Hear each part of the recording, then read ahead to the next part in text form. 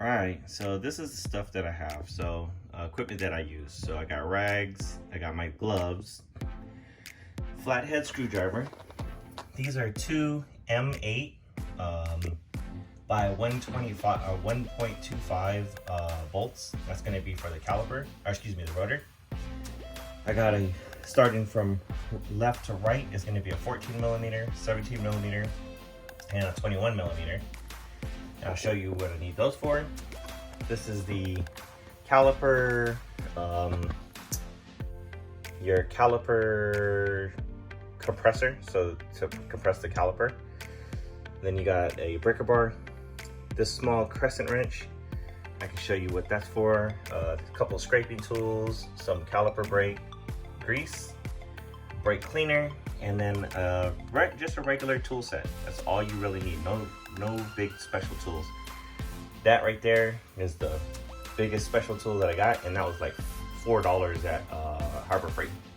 And then I also have the little hanger. That's what I usually do, and I just hook my caliper to that.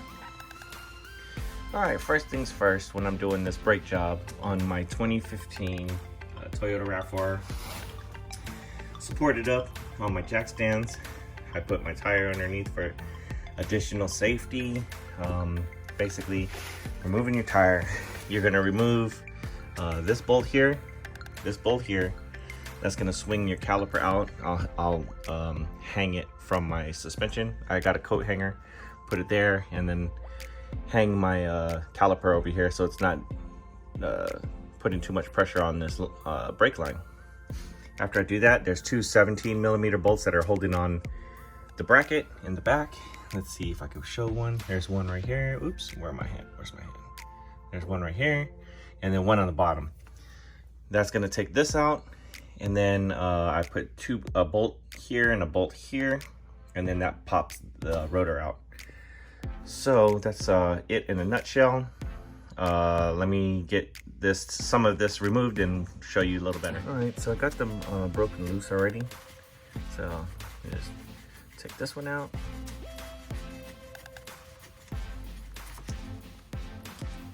Take this one out.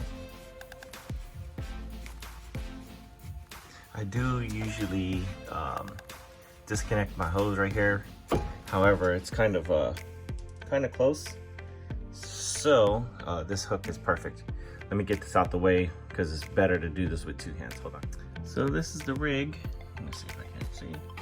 But yeah, so you just put that there and you're just gonna squeeze. Oh, I can't do it one-handed. You just rotate this, and then what that's gonna do is it's gonna, using the old pad, you're just gonna push that caliper in, and then it will be completely recessed. So you don't want to go too far because obviously you don't want to push it too much. And this is the main reason why I have that reservoir open up there, is to let that air come out. And let me show you. So right now my level's about halfway. You see that? So it's right there, halfway. Here's the maximum line. So let me show you what's gonna happen when I compress that. All right, caliper is compressed using the tool setup. And if you look right here, my fluid went up to just under maximum, but I'm also lifted up a little bit. So once I level it out, it'll be right there at that max level. And then I'll be able to be ready to go ahead and flush my brake fluid. I do like to flush that once I do this job. Basically, I clear out the reservoir with the syringe, and then I just fill it up with all new fluid. But yeah. So using my breaker bar and my 17 millimeter, I also used a extension, a leverage.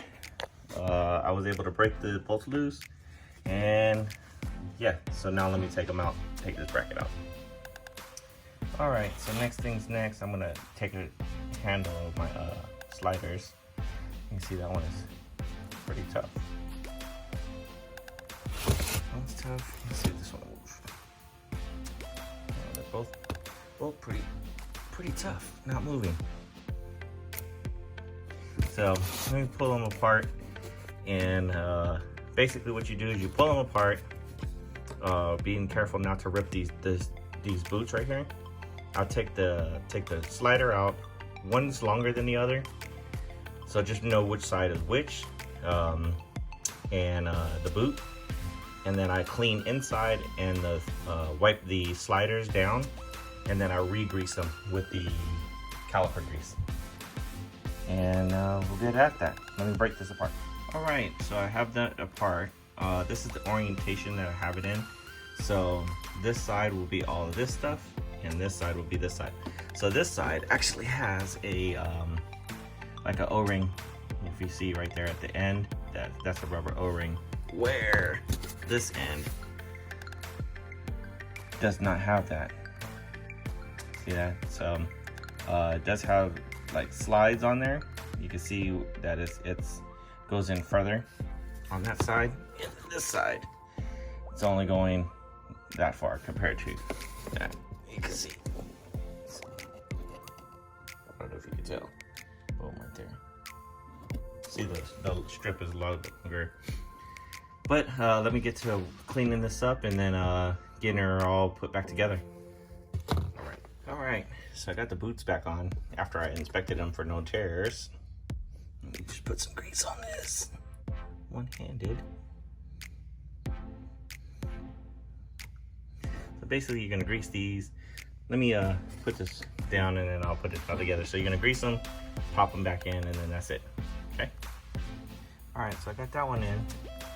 So yeah, just grease it up, and then you just slide it in. Get the hole.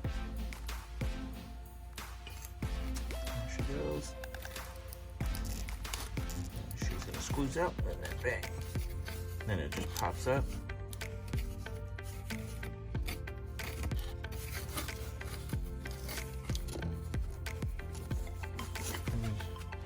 Wipe that up, but yeah, that's about it. And then you just make sure that they move freely, just like that.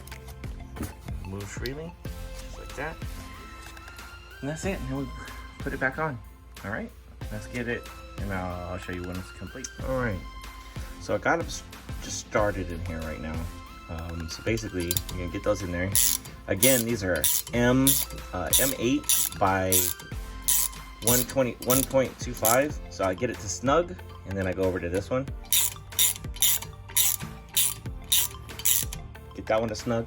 And there is one more thing that I gotta do that I forgot. Let me do this real quick, and I'll get back. I almost forgot to put 2 lug nuts on. As I was tightening down, I seen that. I was like, oh yeah. But I always think about stuff as soon as I get to a point where I think, no, something's gonna happen. But so I got it snug down. So you just pop this out just a little bit. And here you go. There it is. That's it. So, yeah, yep. That's loose. That's loose. Just like that. Oops. Got it on the wrong side. Boom. Hopefully that did. Oh, no, it's gonna turn around. But anyways. So you can see that's loose now. So the bolts, or the lug nuts, will help keep it from falling and hitting the ground, because obviously my garage floor is painted and I don't want to scratch it. But yeah, that's it. So let's take it off, clean it up, and then we'll get the new rotor and pads installed. Alright, so if you are wondering, the bolts that I'm actually using is this one right here. You can get them at Home Depot. So it's M8 by 1.25, 40 millimeters, excuse me. And so that's what it looks like. It's just a threaded screw, 10 millimeter bolt, bang, and that just gets the rotor off. So that's it. All right, let me continue on. Okay, so there it is. I'm gonna use my brake clean, kind of lube it up a little bit, and then get my scraper. Use the brass one, so not scratching it up. Just get the rust off. That's all you're using it for. But yeah, let me go ahead and finish this up, and I'll show you what it looks like. So that's pretty much it. I'm not gonna knock it all the rust off, but you just want to make it a clean surface before you put the new rotor on, and that's what I did. So gonna get the rotor prepped and get it going. All right, so at this point, I'm gonna torque the bolts to the dealer's specified torque.